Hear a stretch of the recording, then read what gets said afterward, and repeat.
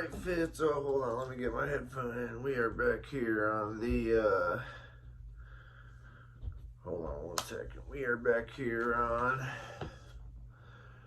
what's it, the 21st? I think it's the 21st. We're back here on the 21st of October, and it is 2024. We are talking about Russia. Giving you guys an update on Russia today. Now, it's important to think of how an American thinks of Russia and to understand the propaganda we are fed by our government about Russia. Let's start with what is it always said about Putin, right? Putin is a dictator. Is this in fact true? Well, they do have elections, and he is elected. Now, how fair those elections are arguable, and a lot of his opponents do die a lot earlier than at normal life expectancy ranges. And if you are his political enemy, happens to be that these guys are poisoned or shot out of the air when they're on a plane or something like that. Not an odd thing to happen. So definitely he has an iron grip on his country. One that I would say probably no modern president has had control. He's probably more like an FDR figure, I'd say, in terms of, he had to more give up control of the government. He will have to give up control to kind of retire. It appears that he will get elected as long as he is in office. He does have control of the system. So, it's still a democracy, though. They do vote, they're not, I'm sure they, I don't know, I mean, how much are we a democracy, right? This stuff is all relative.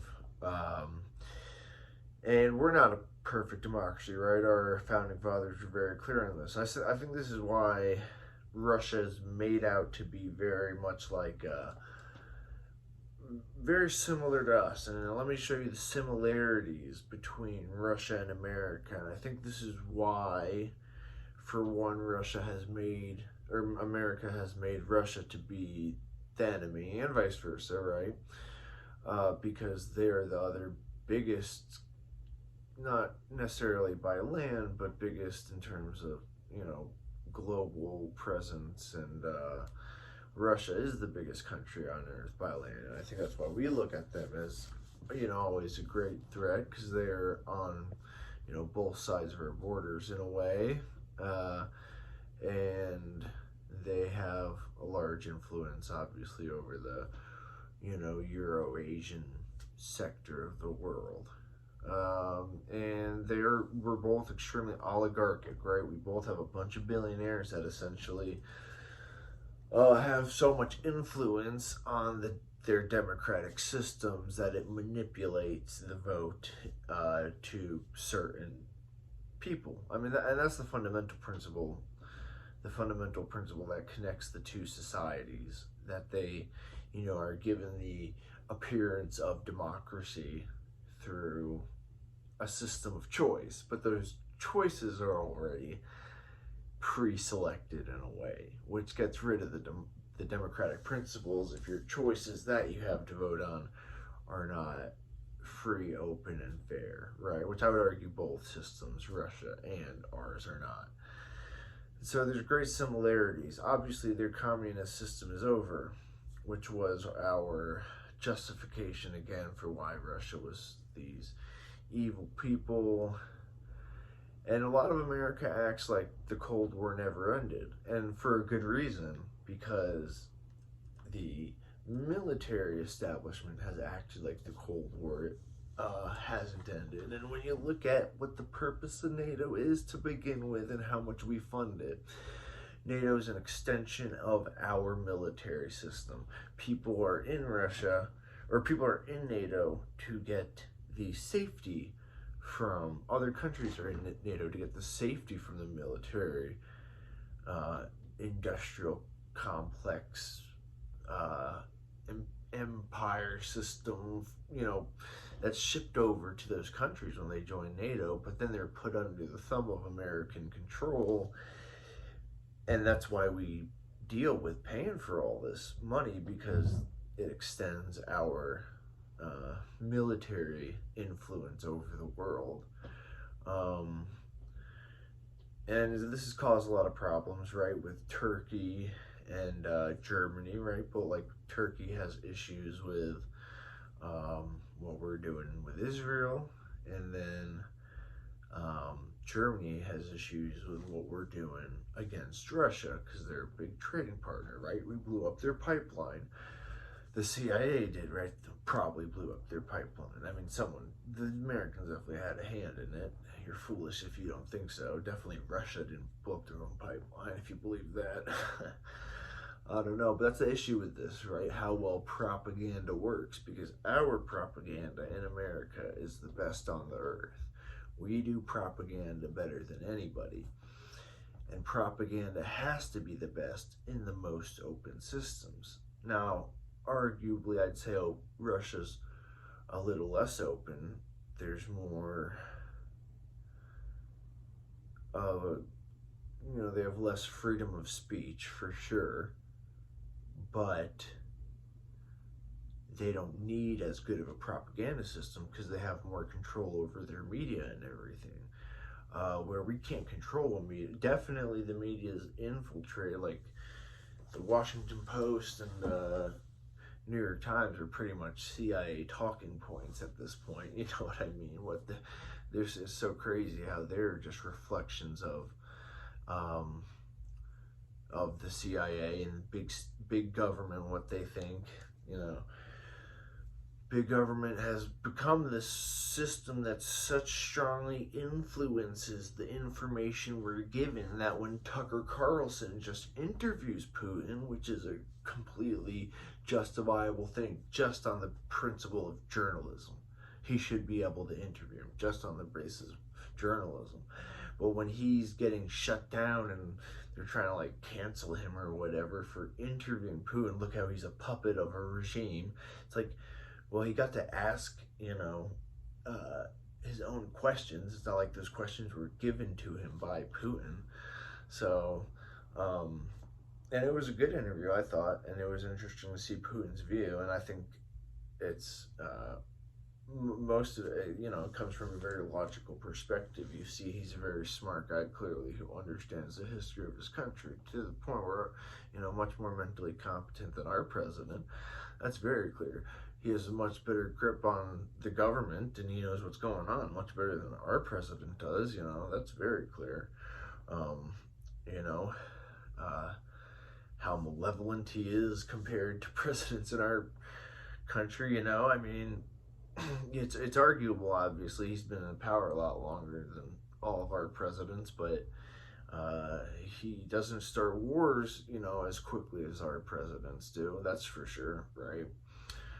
That's very obvious. So we got to think about this stuff. You got to keep your mind open, and this is for everybody out there to really understand. When you watch MSNBC, Fox, when you read the New York Times, any of the mainstream narrative out there that has advertisers and has to conform to a certain way, you really got to be diligent. What I recognize is there's more in common with independent media on the left and the right, because they're both populist in a way where they're willing to say the war is bad, right? Neither party wants to say wars are bad. Neither party wants to do that, but neither party has they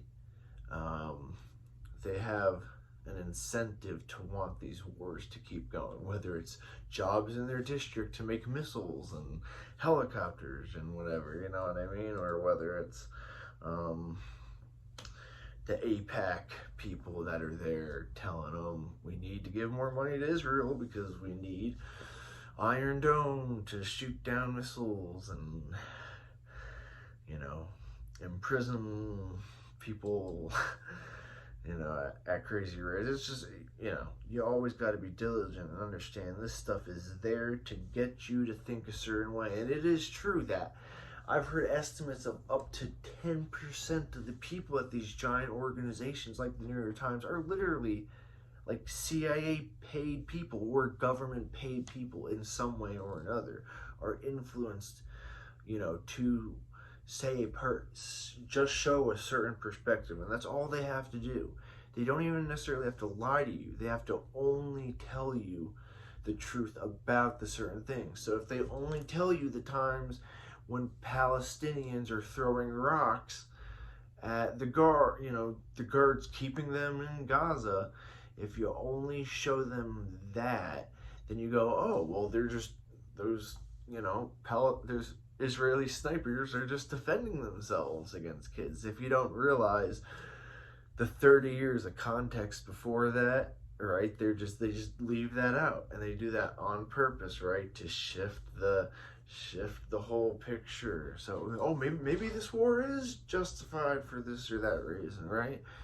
The Ukrainian war is not justified. We should not be sending any money over there. We should be saying, this is what needs to happen with NATO, 100%. Russia needs to either come into NATO and become what it actually was meant to do, make peace, which it's so clearly not, right? It's there to continue the war machine. It's not there to make peace. It's there to continue the war machine. And that's what they want to show you and tell you. If we were serious about making peace, we'd either say dissolve NATO or get Russia into NATO. There's only two ways to make peace. It's one of those two ways. And both have been proposed before, right?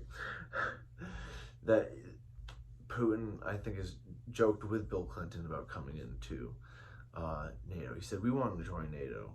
And Clinton was like, all right, you know, kind of in a Clinton way. And then obviously the military chiefs all come back from him and goes like, no, they can't be in NATO because it's the whole point. We got to make them look like the bad guys to perpetuate the need for NATO, perpetuate the need to send all the money that could be going to fixing homelessness in our education system and our bridges and our roads over to companies to make missiles and helicopters and bullshit, right? That doesn't even go to support the troops. It doesn't go to, remember, this money does not go to support the troops.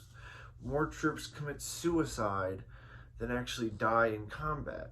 So just think about what that means. Really think about what that means about all our wars. When more people are affected by the effects of our wars than the military combatants that are there to put those military people into there, that are there to justify the war in the first place. Watch out for the bullshit, my friends. Bull crap. I don't want to get, you know, what do they do on the Facebook or YouTube? They shadow ban. Yeah, gotta be careful of that. All right, my friends, be real.